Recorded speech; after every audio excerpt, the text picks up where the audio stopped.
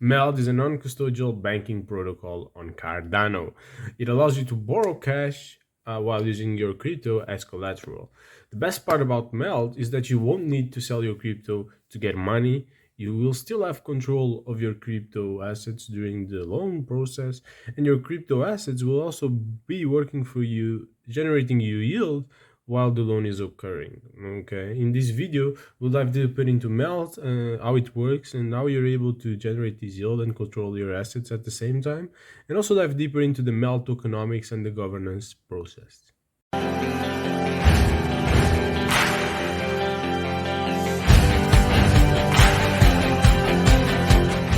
As always, nothing in this video is financial advice, only educational content. Yeah, with Meld you can get over collateralized cash loans using your crypto as collateral. Yeah, I've done a previous video about Meld where I explained the project, the whole process of how the loan works, dive deeper also into the roadmap, everything that has been achieved by the team so far, and also what they're planning for this year. And also diving deeper into the team, that is a great team behind this project, and it's definitely a video you should watch to complement this one, and I'll leave it here at the top for you to watch it once you finish this one. But as mentioned in the intro, some of the most interesting features of this MELD protocol is how we are able to assess these loans and still keep custody of our crypto collateral, or at least some degree of control, and also our crypto assets are working for us and generating us yield during the period of the loan. What's the big advantage in terms of MELD being non-custodial? It's basically because most solutions right now in the market, they basically have access to your private keys and they control your assets, and they can do whatever they see fit with it. They can transfer it to anywhere they want, and you're in risk of losing them. Okay, with Meld it'll be a non-custodial protocol where the ownership of the private keys of your assets will be yours. Okay, and you will decide how to see what to do with this crypto. Yeah, this crypto will basically be locked into a smart contract, okay, where you can decide what to do with her, like make it work for you while during the period of the loan, but nobody besides you can access that crypto. Okay, you're the one that is able to remove that crypto by paying back the loan. You're the one that decides what to do with that crypto in terms of yield generation, and we can remove or add crypto as long as we want, either to keep that to 2x collateral ratio that Meld requires during the loan period. Okay, so basically it means your crypto is saved in the smart contract and nobody besides you can use it for anything. The only time someone else will be able to move your crypto is when your collateral enters into the liquidation threshold, because your loan is not sufficiently collateralized. But before that happens, you'll still have plenty of warnings from the Meld team and from the Meld app, so you have more than time to either close out the loan if you want to and repay back the principal, or you can simply add more collateral and make sure the loan won't go into default. In terms of earning rewards all the time by using Meld, as a lender, you can provide fiat or crypto to a lending pool to earn interest. As a borrower, you can yield farm your deposited crypto collateral to pay back interest. You can also deposit assets to stability pool, and stability pools are the ones that take care of liquidation events, and they get paid a fee whenever they do liquidation. And in addition, you can even also opt to stake your Meld tokens. Meld also has the Meld token that has as its main utility being a keystone in the governance process of Meld. Also, it's a token that is used in the app to incentivize and reward users, and allows for the holders of the Meld token of a certain amount of Meld tokens to get special fee reductions. And also, as a final demand driver, it works as insurance for the protocol, as you can stake Meld to help insure the other financial operations in the Meld app. Using the Meld app, you can stake your Meld tokens and get fee reductions while using your protocol.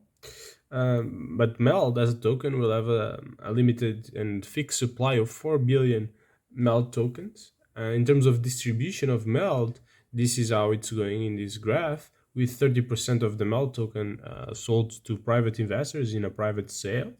Then we have 22.9% of the distribution of the token going to initial ISPO participants.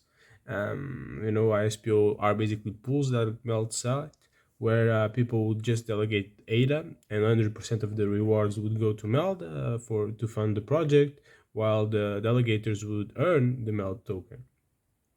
Then 20% of the tokens will be available for liquidity and rewards, to reward users of the protocol and to promote adoption in the beginning of the protocol. Then we have 17.5% of the tokens that will be distributed across the team, and 5% will stay inside the Meld Foundation. That will explain what it is later.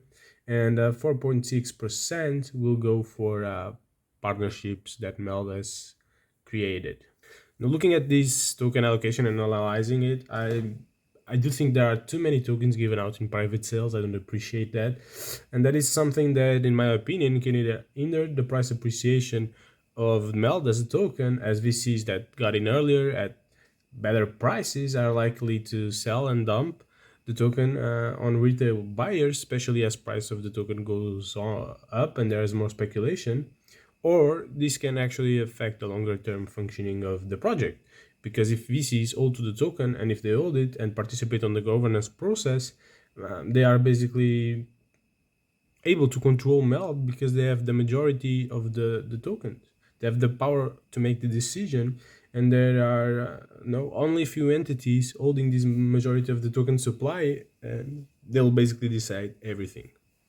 In terms of the MELD token, it's also important to note that it's not a simple token. It has some very specific dynamics that the team is trying to implement. Okay, it's supposed to be a deflationary token, as Meld intends to do buybacks and burns of the token. Okay, but not just normal buybacks and burns, but buybacks, adding this token to the protocol liquidity and then burning the LP tokens that come from that operation. So that means those tokens that are added to the protocol liquidity can never be removed from that protocol liquidity and can never be sold in the open market. Okay, and this liquidity will make it easier, or will make it so that Meld will have less price fluctuations and will be a more stable pair, because there is a lot of the liquidity to be traded. They'll basically use 20% of all the fees of the protocol to do these buybacks, and that will, in their opinion, should increase scarcity and drive price appreciation for the token, while at the same time assuring high liquidity for Meld tokens and less price volatility, I would say. Looking at the token schedule allocation, it started after a private sale with 3 billion tokens being launched in the first month, mostly to cover the private sales, and then a progressive release of the tokens for rewards that are available and that will be distributed to the users of the protocol. Okay, team members and advisors had a special deal. They got 4% once the tokens were initially launched, and then there is a lockup period of 9 months. Well, they won't get anything, and after those 9 months they'll start getting 4% of those vesting tokens per month. Here we can see a little bit of how this vesting will occur. Meld will have a reward pool to incentivize participants of the platform, especially during the launch, and the distribution of these reward tokens will be decided by the DAO. Okay, but some of the actions that the team believe should be rewarded are providing liquidity to the platform. Okay, so taking loans as well, participating in governance, and providing liquidity for the Meld token. Okay, so every day there'll be 0.10% outstanding tokens in the reward pool that will be distributed across all the platform participants.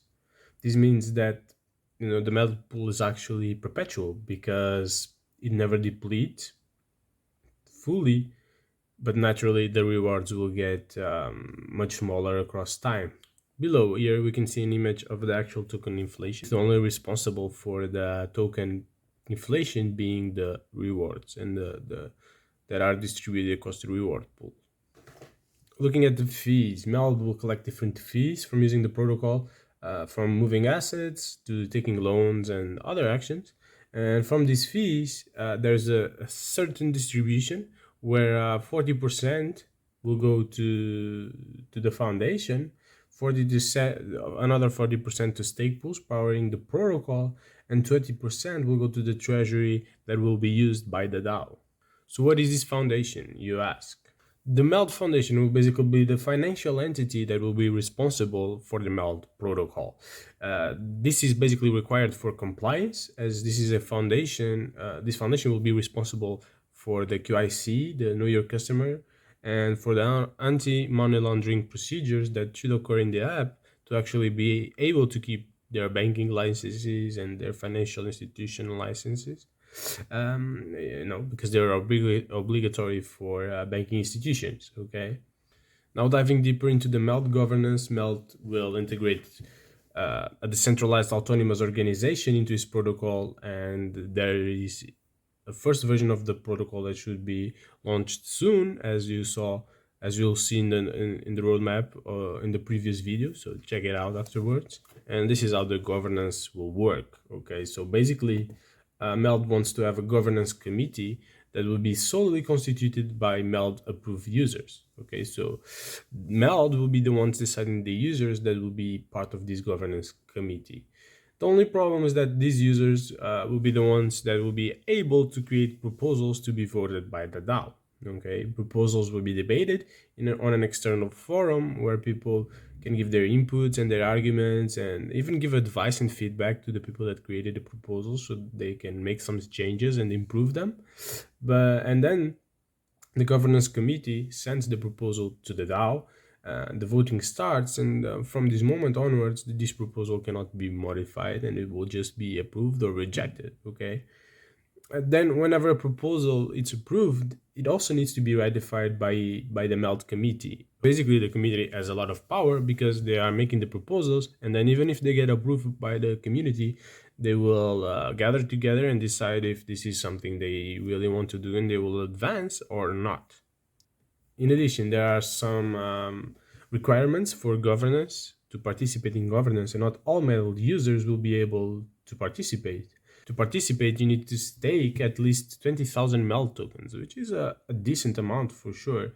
And this, after you stake them, in turn, it will provide you with a governance NFT.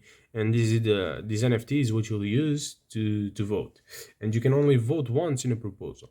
So each user account can only own one NFT, and each user account can only cast one vote.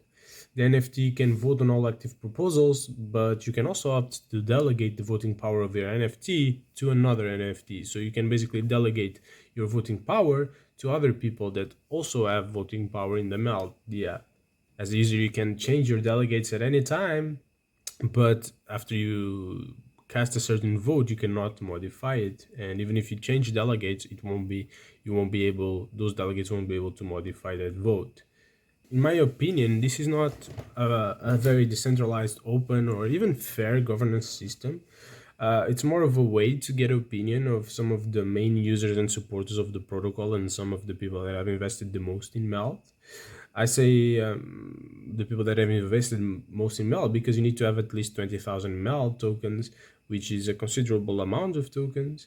Especially as the project grows, it can, if the project grows and the price appreciates, it can really amount to a considerable value in tokens.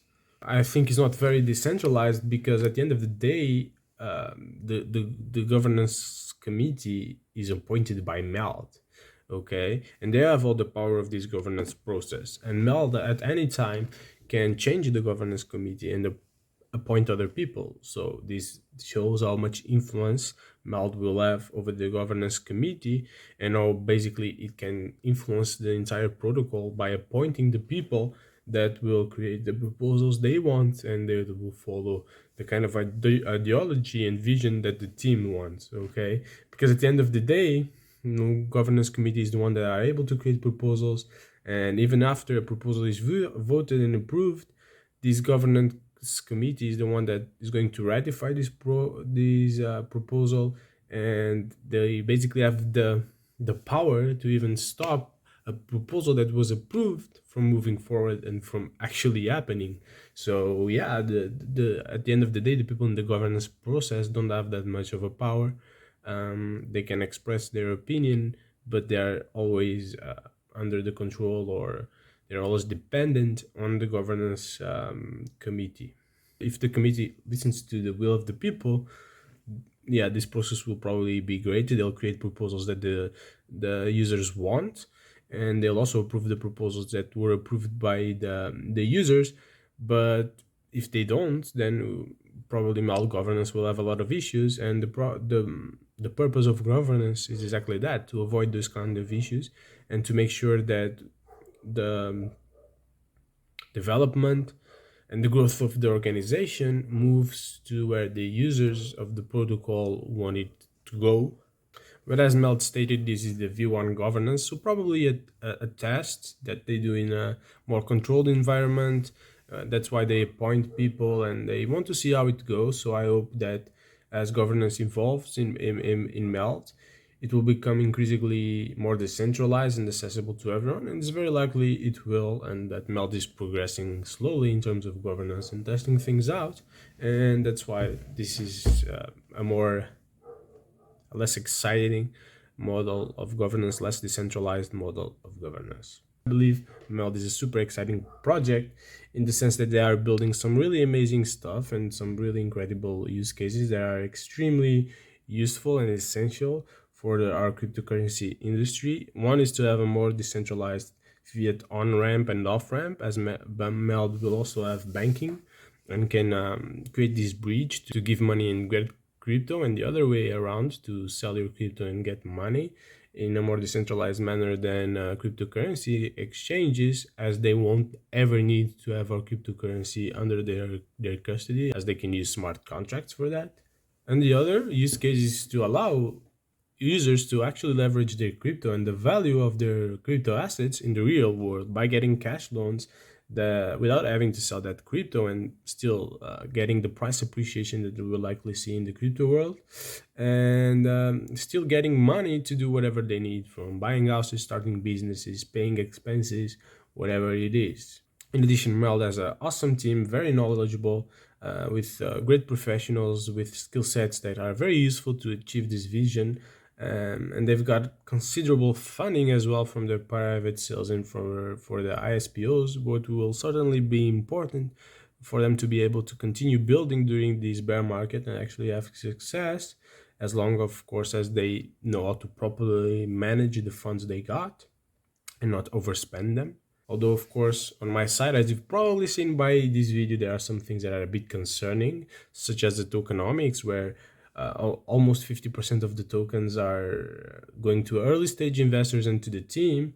And basically, early stage investors and the team will have the power to make all the decisions possible until they sell their crypto, which means that either we'll have the team and the early stage investors controlling the protocol, or they will sell their tokens, and that will have a negative effect on the price appreciation of Meld, at least during the foreseeable future.